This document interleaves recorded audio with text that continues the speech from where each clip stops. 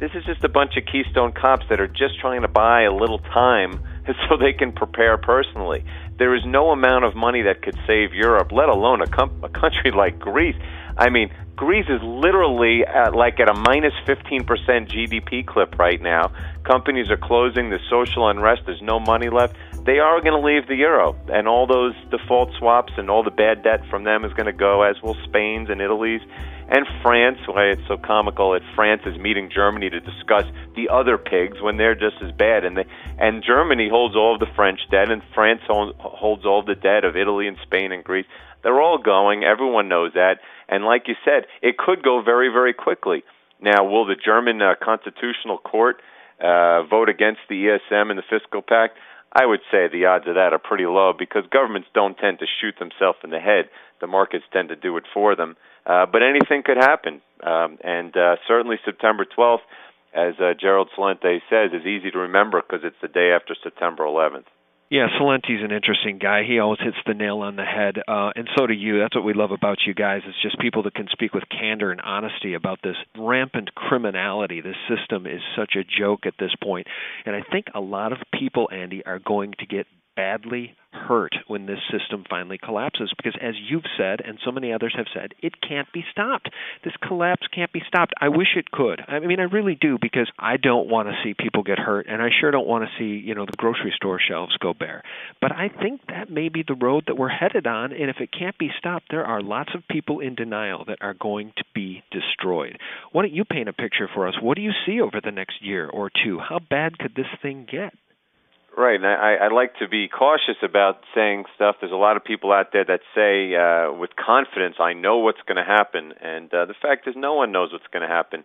Everything here is unprecedented, other than the one universal, that the fiat currencies always collapse. I mean, this is no different, except that it's now on a global basis, as this is the first time in history that not a single currency on Earth is backed by anything. And not only that, we have a completely intermeshed international economy. So, what happens here happens in Japan and China and Europe and South America. So everything will happen like a chain of dominoes. And, ultimately, to get to the promised land of a gold standard, which is the only thing that works, we're going to have total fiat currency collapse. And when people say, well, we'll wake up one morning and they'll devalue the dollar. No, it's not about devaluing the dollar. It's about the dollar dying. The whole problem was that the government, first they made it $35, then they said that it's not worth anything. And, what's going to happen is the currencies are going to go. And when they go, as you say, things like shortages of food and lack of confidence in the government and social unrest, that's the natural course of things. And, people say, well, the government will then confiscate all the gold and all that. No, they won't, because the vendors won't take anything else but gold. You're not going to be able to tell them they're going to take paper when the whole problem was that there was that the paper no one trusted in the first place. So I do not know what will happen, but I expect, I prepare for the worst. I hope for something better than the worst. But I am not hopeful, and frankly, I would not be surprised if it happens within the next 3 to 6 months. You and I have we've been speaking together for quite a while. When did we do our first interview? Probably better than a year ago, huh? It was October when I started with Miles Franklin. I guess the reason I ask that is because have you seen any evidence in your personal life or your professional life that more people are waking up and buying physical gold and silver? And the reason I ask is because I haven't. I'm surrounded by people that make a decent living, and few of them are interested, and even fewer of them have woken up to what we're talking about here. So our audience that's listening to us right now is a very informed and a very, very tiny audience, Andy. What have you been seeing? I mean, do you see any evidence that people are finally waking up? Well, in my personal life, I haven't seen much of a change. But I'm a little biased by my blog because I spend so much time on it. And in the blog, I would say that the growth is exponential. I mean, it's getting very big, and I'm getting up to 30 to 50 emails a day of people who believe in what I believe, and I think it's because of referral and word of mouth. about the topic. So I do think that there is an awakening going on in the world, but again, you're starting from a very, very small base of people who understand and believe. So if 1% of the population believed and now it's 2%, well, that's great for the extra 1%, but there's still 98% out there that are completely in denial or have no interest or understanding. Well, what I want to do is I want to paint a picture for those who might be listening to whom this information is new. So if you've been handed this interview, if somebody sent you this link and you're listening for the first time, maybe you're waking up. You're waking up enough to listen to what Andy and I are talking about, but maybe you still haven't bought any physical precious metals at all. Andy, I just want you to help those people understand that this is still a rarefied opportunity. I mean, at 30, at 35, physical silver is so incredibly rare. I mean, how much is there of physical silver above ground, Andy? Somewhere like 1 billion ounces is like a $30 billion market. It's infinitesimally small.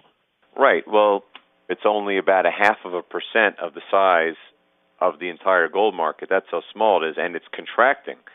Each year there's been a supply-demand deficit for 15 years at least, and it's only going to get worse now that, industrial demand is dramatically higher than it ever was, and of course, investment demand is going to go exponential. That's why the USGS, in fact, the United States Geological Service a few years ago said they thought silver would be the first extinct element from the periodic table, and they weren't even referring to investment demand. So from a standpoint of value, I don't think I've ever seen anything that's cheaper. But more importantly, when you're buying precious metals, you are not buying because you want them to go up. You are buying them to preserve value against everything else which is declining. It's a huge difference in understanding, and that's the way that, once you own a physical coin and you hold it in your hand and you do a little research on it, you realize that it's money, and you immediately understand the difference between paper and physical metal. And as a result, you realize that by holding it, you are not holding a volatile investment, as the propaganda will tell you. You're holding real money that does not go anywhere. No matter what happens to the paper price, that coin does not go anywhere. And over time, it will continue to gain value against fiat currencies always. Thanks for helping me connect the dots, because what I'm trying to tell people is this. Everything in this financial market is built on paper, and everything is fake. Andy, we had a breaking news story that we posted on SGT Report that says, here's the headline, J.P. Morgan Chase admission, schedule of loans purchased from WAMU does not exist. No evidence of transferring ownership of loans from WAMU to Chase. And our good friend Vermont Trotter, who's an expert in mortgage fraud, he sent me an email saying this, quote, the trusts are all empty. The master loan doc contractually allows for the hypothecation and rehypothecation of the assets. Hypothecation is a legal term meaning to pledge, but not to deliver an asset. To hypothecate means there is no true sale of the asset. To rehypothecate means it can be pledged multiple times and again, never have a true sale. No one owns anything, end quote. This is what we're talking about. You have the opportunity to get some physical silver, which is one of the few precious real assets on planet Earth.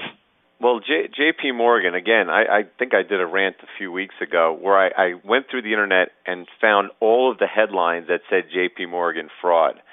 And, I mean, it was incredible because there couldn't have been less than 20 separate instances. And I'm talking about 20 separate markets, whether it's LIBOR or MF Global or silver, you name it, okay? But again, to people, like I'm saying, you have to understand the difference between money and currency.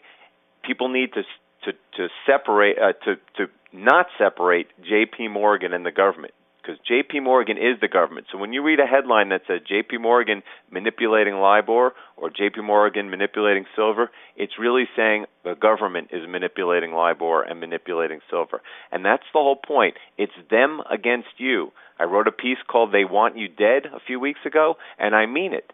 And I'm talking about not just financially, they'd rather have you off the planet. So you have to save yourself. You have to protect yourself from these frauds that are coming from all angles, and I assure you they are going to be coming from far more angles as the economy gets worse, as inflation gets worse, and as the people in charge get worse.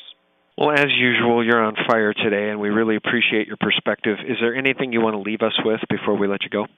I want you to protect yourself. But again, it's all aspects of life.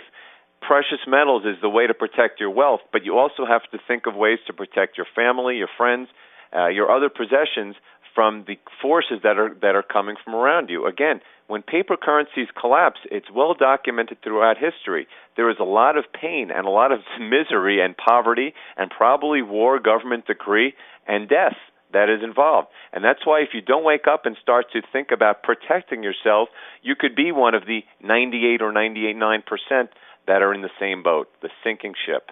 Well, Andy Hoffman of MilesFranklin.com, why don't you tell people how they can find your blog, Andy? Right, MilesFranklin.com, one of the largest bullion dealers in the country. If you go to the website, you can sign up for our 2 free daily blogs. One is mine, one is David Schechtman's. He's the founder of Miles Franklin, and also the archive is there for going all the way back. You know, one of the things that's cool about you guys is you take personal calls. I know Andy Schechtman will take personal calls if people want to buy bullion. Do you want to give us a phone number people can call if they want to buy some physical silver or gold? Sure, 800-822-8080. Okay.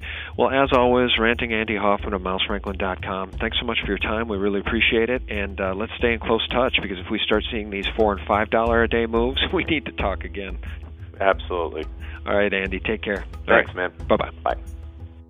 Well, that does it, guys. Thanks so much for watching and spreading this information with friends and family. And check out my new website, thelibertymill.com. Real news, 24/7. Thanks for watching. Good night.